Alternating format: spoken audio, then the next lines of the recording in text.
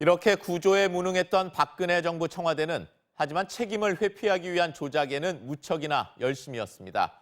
그런데 그 방법마저도 치졸하기 짝이 없었습니다. 김정인 기자입니다. 검찰 수사 결과 당시 청와대가 밝힌 최초 보고 시각이나 지시 횟수, 외부인 방문 여부 등 중요 내용들이 모두 조작된 것으로 드러났습니다. 보고 시각을 날조한 것도 모자라 아예 위기 관리 지침까지 무단으로 조작한 사실도 확인됐습니다. 당시 청와대의 실패한 구조 활동에 대한 비난이 거세지자 김장수 당시 국가안보실장은 청와대는 국가재난의 컨트롤타워가 아니라고 발뺌했습니다. 국가위기관리 기본지침에는 국가안보실장이 국가재난의 컨트롤타워 역할을 한다는 내용이 적시돼 있는데도 책임을 회피한 겁니다.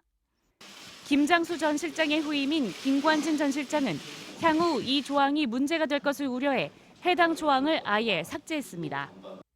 당시 청와대에 근무하던 인턴이 대통령 서명까지 있는 문서 원본에 있는 이 조항을 볼펜으로 두 줄을 그어 없앤 뒤 대통령의 안정적인 국정 수행을 보좌한다고 고쳐 65개의 관련 부처에 하달한 겁니다. 이 과정에서 당연히 지켜져야 할 규정 개정 과정은 철저히 무시됐습니다.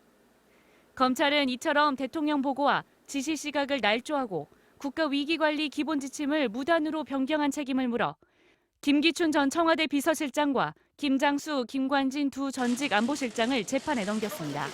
MBC 뉴스 김정인입니다.